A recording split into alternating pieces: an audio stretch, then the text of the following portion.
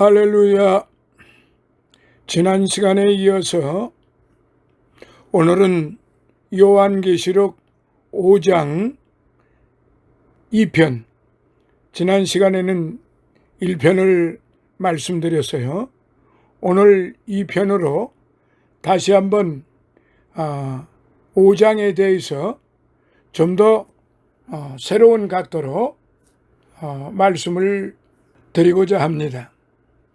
먼저 5장에 있는 말씀 각 절을 살펴보도록 하겠습니다. 1절, 오른손에 책이 있으니, 여기 오른손은 오른손 위를 가리킵니다. 그리고 책이란 파피루스로 만든 두루마리를 말합니다. 결국 이 두루마리 책이 하나님의 오른손 위에 있다 함은 이 책에 기록된 계시의 내용이 1.1획도 잘못됨 없이 완전하며 또한 장래에 온전하게 성취될 것임을 시사하고 있습니다.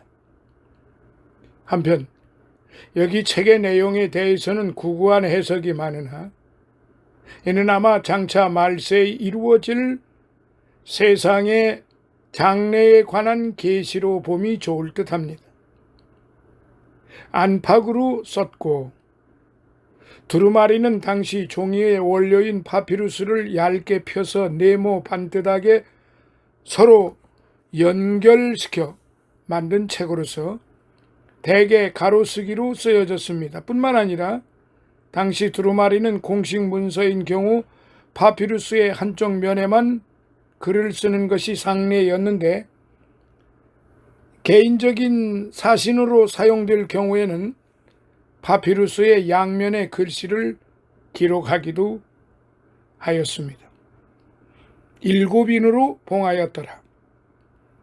당시 두루마리는 촛불로서 봉하고 또한 그 위에 도장을 찍어 그 내용의 비밀을 유지하였습니다. 그래서 이런 관습에 따라 로마에서는 유언을 각기 다른 6사람의 도장으로 봉인하기도 하였습니다. 그러나 여기 사도 요한이 환상 가운데 목도한 하나님의 오른손 위에 있는 두루마리는 7인으로 봉해져 있는데, 이는 하나님의 계시가 완전 무결하여 틀림없이 성취될 것을 나타내는 상징적 의미를 갖습니다. 혹자는 이 두루마리가 7개로 되어 있으며 각 두루마리에 인을 뗄 때마다 그 계시의 내용들이 공개되었을 것이라고 말합니다. 자, 2절, 큰 음성으로 외치기를, 하늘과 땅 아래에 있는 모든 피조물들이 다 들을 수 있을 정도로 큰 음성으로 라는 뜻입니다. 3절, 하늘 위, 땅 아래.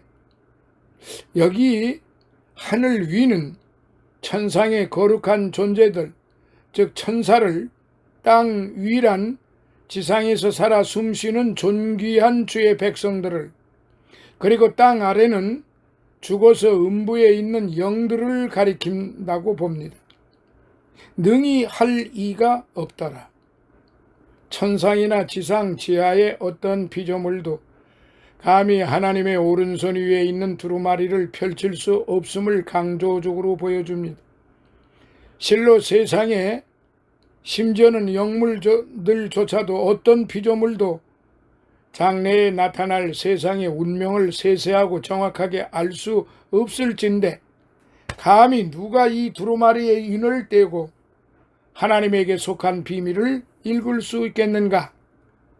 4절, 내가 크게 울었더니, 하나님의 계시의 비밀을 알 수 없게 된 데 대한 안타까움과 함께 약속된 주의 계시를 볼 수 없게 된 데 대한 두려움의 울음을 말한다고 봅니다. 5절, 유대 지파의 사자, 유다 지파를 따라 난 사자와 같은 자, 즉 메시아를 가리킵니다. 창세기 49장 9절. 여기 사자는 고래로 승리자를 상징하는데 예수 그리스도께서 사자로 묘사된 것은 주님께서 사단의 머리를 밟고 승리하심으로 최후의 승리자가 되셨기 때문이라고 봅니다. 다윗의 뿌리, 유대 지파의 사자란 표현과 함께 메시아를 가리키는 신약적 용어입니다. 실로 주님은 인간적 혈통으로는 유대 지파의 다윗 가문에서 출생하셨습니다. 3절 어린 양 인류를 위해 고난과 죽임을 통해 하늘 보좌 앞에 서게 된 그리스도를 가리킵니다. 실로 주님은 모든 불신 세력을 심판할 사자와 같은 존재이시지만 그러나 성도를 위해서는 존귀한 당신의 육신을 아낌없이 희생하신 어린 양과 같은 존재라고 봅니다. 7절 어린 양이 나와서 책을 취하시니라. 여기 취하시니라는 현재 완료 시제로서 극적인 행동의 결과가 지금까지 지속됨을 보여줍니다. 즉 어린 양이신 그리스도는 하늘과 땅 아래의 어떤 존재도 감히 취할 수 없는 하나님의 오른손에 있는 두루마리를 극적으로 취하시고 하나님의 비밀을 그 손아귀에 가지사 지금 이 순간도 우리 성도들에게 장래에 이루어질 하나님의 비밀한 뜻과 계획을 밝히 보여주시는 것입니다. 8절 검은고 금대접 전자는 오늘날의 하프에 해당하는 악기로서 24장로들이 어린 양에게 찬양 드리는 것을 상징적으로 묘사한 단어입니다.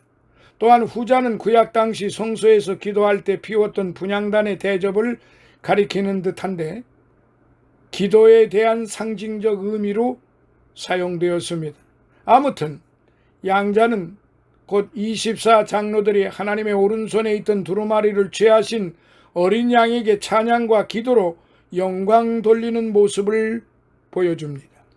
9절 새 노래를 노래하여 잠시 후 6장에서 보여질 종말의 대재앙에 대한 환상이 나타나기 전 천상의 24장로들이 부르는 환희의 찬양이 소개됩니다. 이 찬송은 장차 우리 성도들이 마지막 대환란 이후 하늘나라에서 영원토록 부르게 될 신령한 찬송의 전조가 되는 것입니다. 각 족속, 방언, 백성, 나라 이 땅에 있는 모든 인간을 분류하는 다양한 구분법으로 지구상의 모든 사람을 나타냅니다. 여기서는 하나님의 구원이 이런 인간의 외적 조건과는 전적으로 무관함을 보여줍니다. 피로 사서 여기서 피로는 문법상 피를 대가로 지불하고라는 의미로 이면에는 어떤 특정한 행위를 함축합니다. 이는 결국 우리 성도의 구원이 그리스도의 십자가 구속 사건으로 말미암았음을 분명히 보여줍니다. 10절 땅에서 왕노를 하리로다.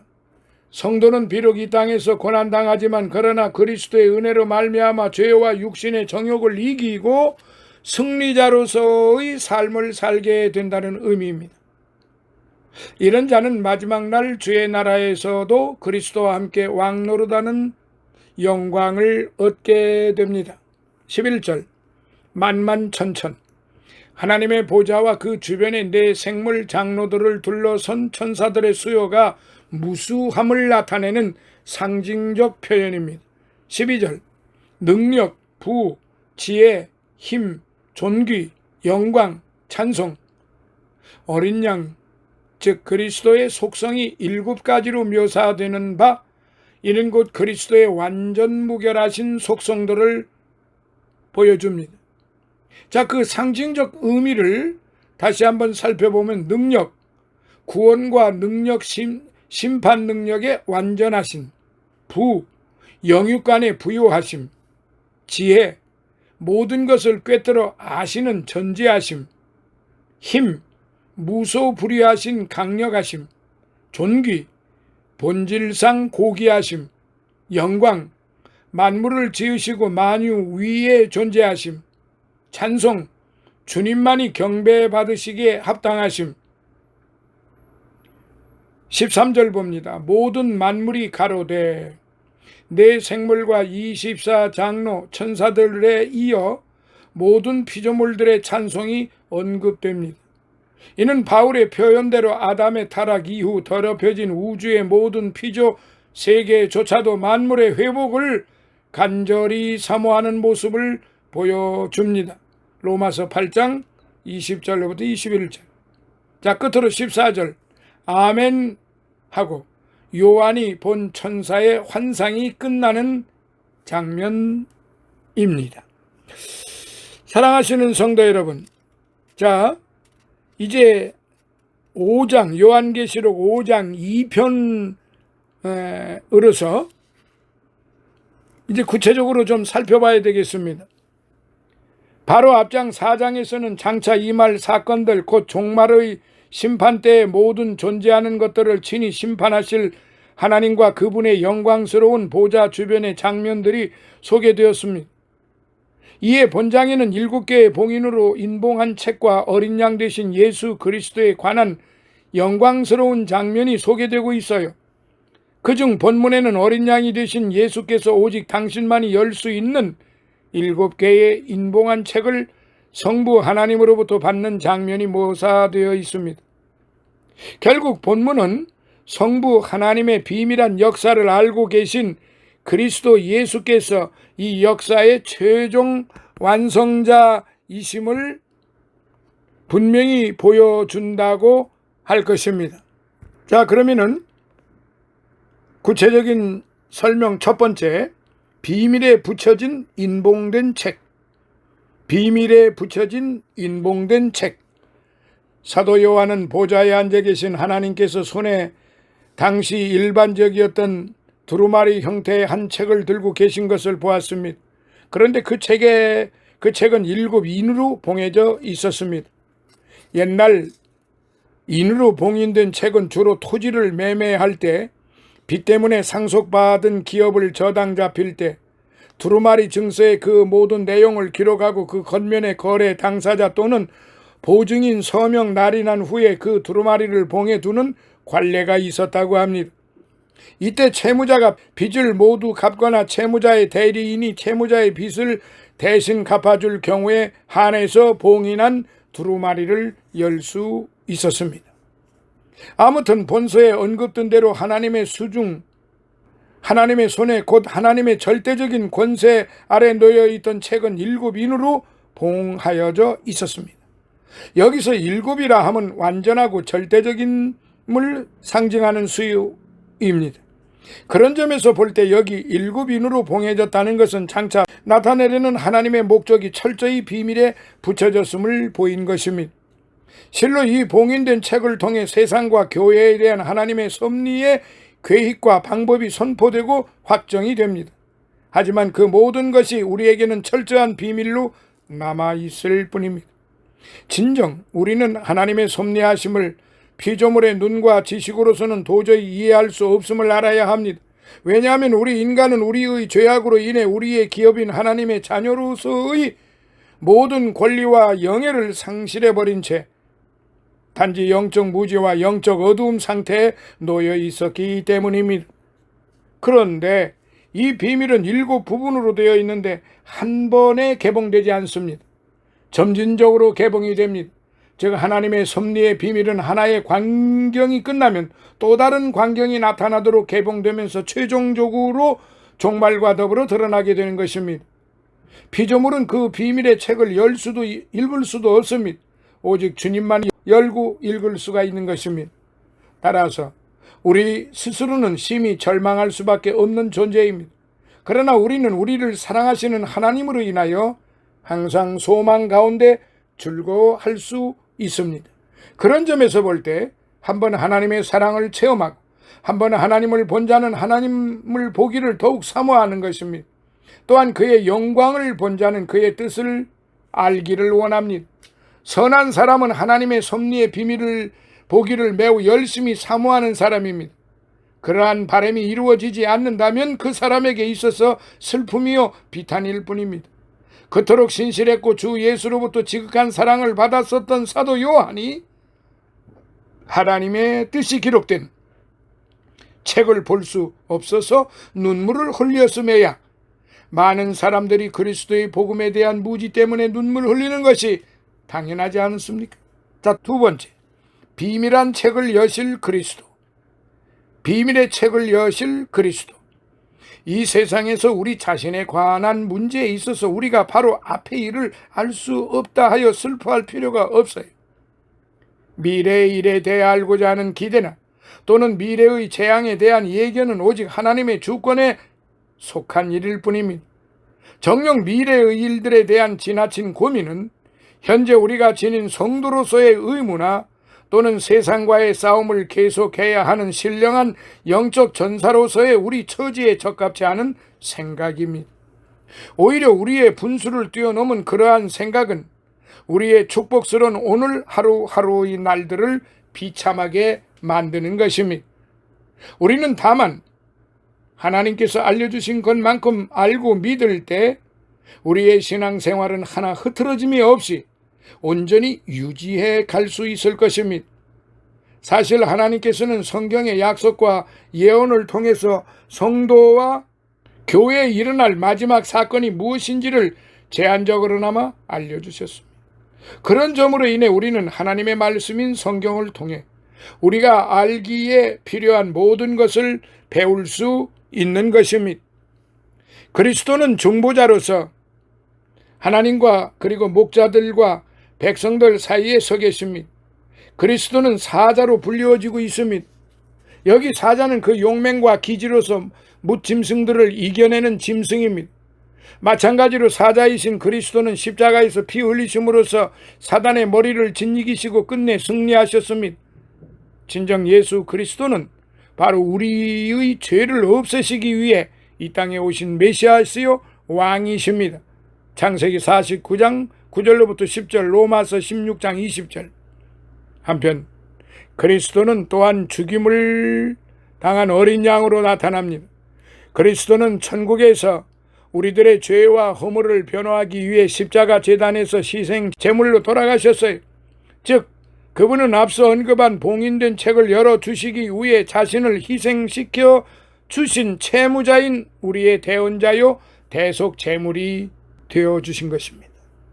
특별히 그리스도는 7뿔과 7눈을 가진 어린 양으로 나타나시는데 이러한 모습은 그리스도가 하나님의 뜻을 모두 알 수 있는 완전한 능력의 소유자이며 그 뜻을 깨닫고 가장 효과적인 방법으로 실행하실 수 있는 완벽한 지혜를 갖고 계심을 보여줍니다. 하나님께서는 그의 영원한 계시를 담은 책을 그리스도의 손에 영구히 넘겨주셨습니다.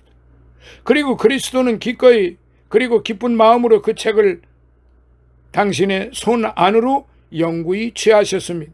왜냐하면 그리스도는 당신의 아버지의 뜻 알기를 기뻐했고 또 성령께서 하나님의 뜻과 진리를 드러내기 위해 그에게 임하셨기 때문입니다. 자, 이제 네 번째로 검은고와 향이 가득한 금대접. 검은고와 향이 가득한 금대접. 바로 앞선 부분의 1절로부터 7절에서 오직 그리스도 외에는 아무도 열 수 없는 7개의 인으로 인봉한 책과 그것을 여실 수 있는 그리스도에 관한 계시의 말씀으로 소개되었습니다. 이제 8절로부터 14절까지에서는 네 생물들과 24장로들의 찬미에 그 관심이 집중되고 있습니다. 물론 그 찬미의 주 대상은 바로 인봉한 책을 여실 수 있는 유일한 분 예수 그리스도이십니다. 그리스도는 당신이 친히 십자가에서 대속의 죽음을 죽으심으로 그 비밀에 붙여졌던 두루마리를 열어 모든 인간을 구원할 거룩한 사역의 기초를 닦으신 분이십니다. 그리고 하나님과 동등한 영광과 권위를 지니신 하나님의 본체이십니다. 이것이 바로 사도 요한이 목격한 천상의 찬양 내용이요 오늘 우리 모든 구원받은 성도의 찬양 내용이기도 한 것입니다. 검은고와 향이 가득한 금대접.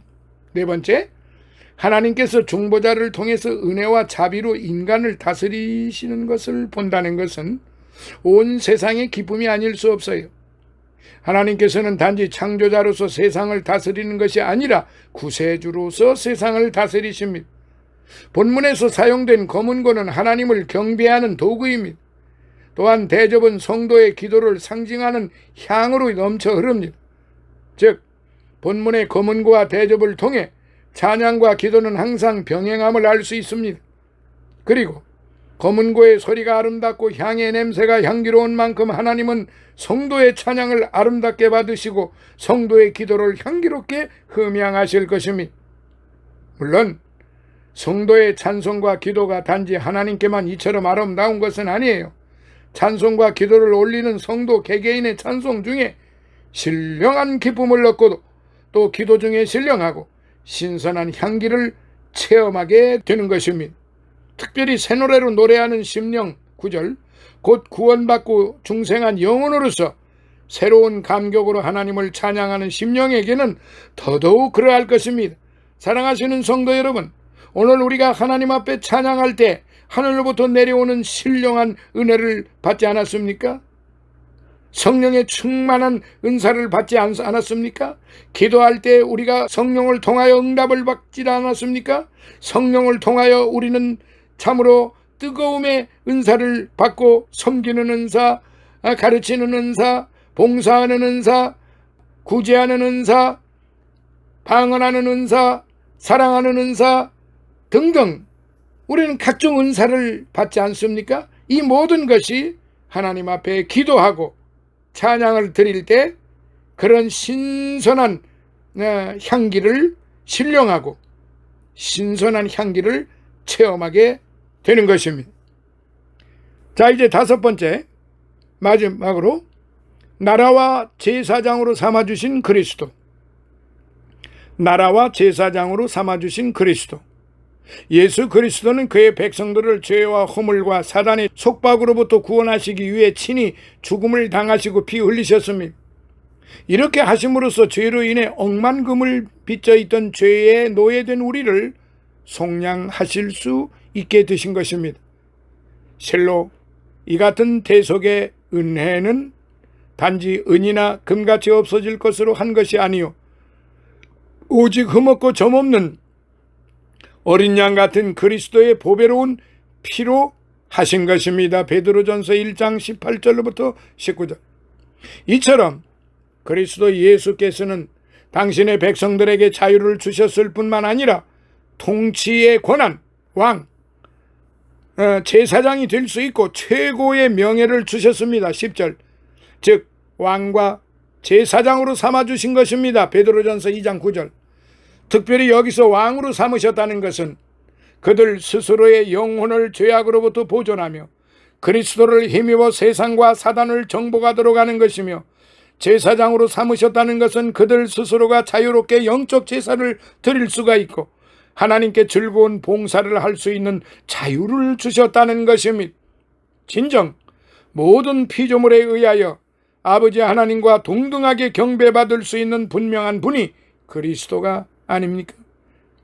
하늘나라에서 찬양하고 경배하게 되는 자, 영원토록 어린 양의 은총을 받게 되는 자, 또 그에 의해 인도되는 자, 그리고 그의 피에 의해 그 자신의 죄로부터 분리된 자, 그들은 분명 행복한 자들입니다. 오 하나님 아버지, 아들 예수 그리스도 그리고 성령님, 이 얼마나 값진 이름들입니까? 우리의 최고의 찬양 대상이 아닙니까?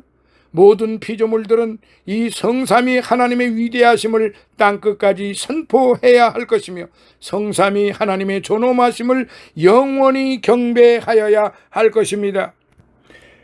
그러므로 우리 주님께서 말씀하신 그 말씀을 이제 저와 여러분은 마음속에 새겨야 할 것입니다. 마태복음 28장 18절부터 20절에 있는 말씀을 우리 모두는 마음속 깊이 간직하고 그 말씀을 믿어서 그 말씀대로 살아가야만 할 것입니다. 예수께서 나와 일러 가라사대 하늘과 땅의 모든 권세를 내게 주셨으니 그러므로 너희는 가서 모든 족속으로 제자를 삼아 아버지와 아들과 성령의 이름으로 세례를 주고 내가 너희에게 분부한 모든 것을 가르쳐 지키게 하라. 볼지어다 내가 세상 끝날까지 너희와 항상 함께 있으리라 하시니라. 아멘. 할렐루야. 하늘로 승천하시기 직전 예수님은 자신의 제자들에게 지상 대명령을 주셨습니다. 그것은 예수님의 마지막 명령으로서 가서 제자를 삼아 세례를 주고 가르쳐 지키게 하라는 4가지 명령으로 이루어졌습니다. 여기서 가서 전하고 가르쳐 지키게 할 내용은 예수님이 제자들에게 분부하신 모든 것 곧 복음이었습니다. 이렇게 예수님은 자신이 선포한 천국 복음이 온 땅의 모든 사람들에게 널리 전해져서 그들이 구원으로 인도하는 진리와 생명의 길을 걷기를 원하셨습니다. 진정 복음이 전파되는 곳에는 죄로 물든 모든 분야가 새로운 변화를 겪게 될 것입니다. 그리하여 만물이 예수 그리스도를 통하여 하나님과 화목하게 될 것입니다. 골로새서 1장 20절. 예수님의 가르침은 우리의 사상, 교육, 재정, 가족, 직장 등의 삶의 모든 영역에 적용이 됩니다. 요컨대 복음은 예수님이 묘사하신 누룩과 같이 되어 모든 영역에 지대한 영향을 미치게 될 것입니다. 마태복음 13장 33절. 실제로 예수님 승천 이후 수십 세기에 걸쳐서 그리스도인들은 과학, 교육, 예술, 의학, 문화 그리고 사회의 다른 많은 분야에서 지대한 공헌을 하였습니다. 삶의 어두운 것을 빛든 곳으로 변화시켰습니다.